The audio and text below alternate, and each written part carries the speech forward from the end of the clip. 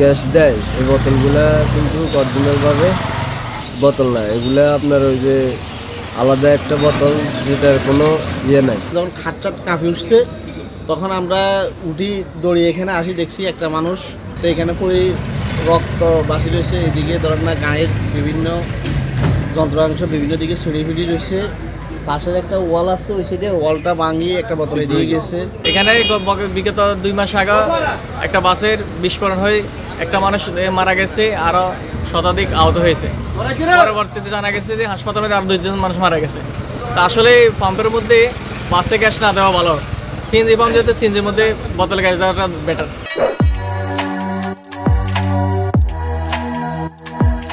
ওয়াল পর্যন্ত বাইরে হয়ে গেছে, বোতল ভাঙে চুরে বাইরে হয়ে গেছে, ওই সাইডেও বাইরে হয়ে গেছে।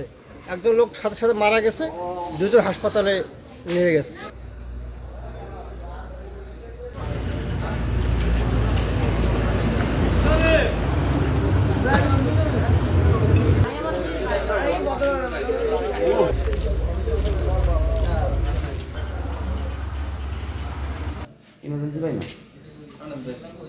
এটা মূলত গ্যাস সিলিন্ডার ব্লাস্ট হইয়া একজন ডেড বডি আসছে, যার চিকিৎসা দিতে পারিনি আমরা। আরেকজন এখানে ইনজুরি, হাত বাম মানে এই অংশটাতে বাহুতে হাড় পর্যন্ত মাংস খুলে গেছে।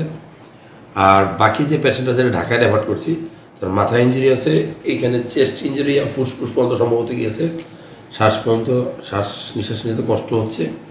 আমরা টাইট ব্যান্ডেজ দিয়ে তার বাম উরুতেও আছে এবং ডান হাতের কবজি এটা সম্ভবত উড়ে গেছে, এই অংশটা একদম থেতলে গেছে। তো এই পেশেন্টটা ঢাকায় রেফার করছি। এই পেশেন্টের অবস্থা খুব খারাপ, হায়াত মালিক সৃষ্টিকর্তা। আসলে আমরা টাইট ব্যান্ডেজ দিয়ে প্রাথমিক চিকিৎসা দিয়ে ফ্লুইড দিয়ে ঢাকায় রেফার করছি।